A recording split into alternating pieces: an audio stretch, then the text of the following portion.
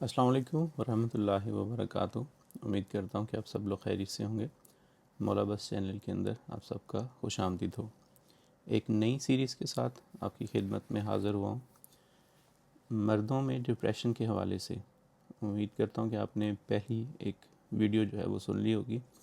جس میں نے بنیادی طور پر بتایا تھا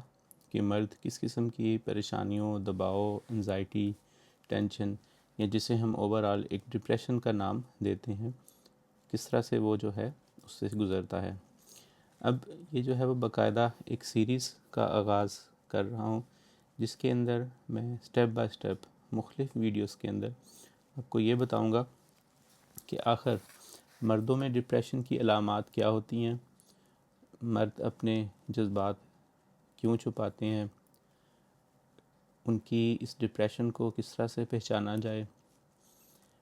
اس کا کیا علاج ممکن ہے، اس کی وجوہات کیا ہو سکتی ہیں، مرد کیوں اپنا علاج کرنا نہیں چاہتے،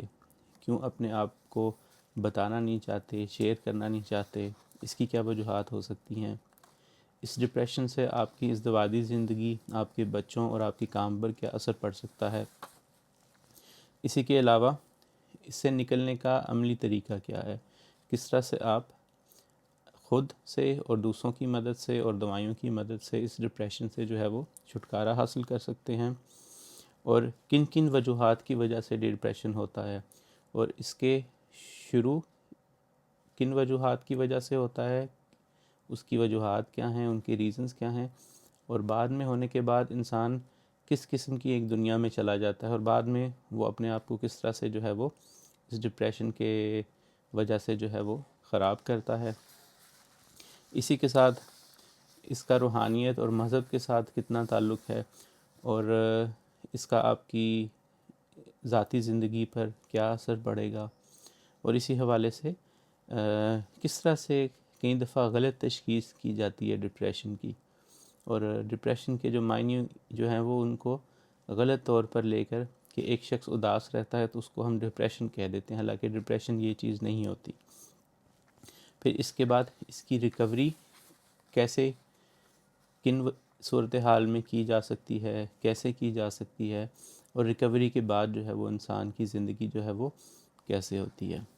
تو یہ ایک ویڈیوز کا سلسلہ ہے جو کہ میں بنانے جا رہا ہوں اگلے دنوں میں، اور یہ ممکن ہے کہ یہ تقریباً 10 یا 15 سے زیادہ جو ہے وہ ویڈیوز کا سلسلہ ہوگا، جس میں مختصر ایک ٹاپک کے اوپر، جیسا کہ میں نے آپ کو مختلف ٹاپکس بتائے ہیں، اس پر میں بات کروں گا اور آپ کو بتاؤں گا، اور ساتھ میں آخر میں جو ممکنہ ادویات ہیں وہ بتاؤں گا۔ یہ ادویات آپ پڑھ کر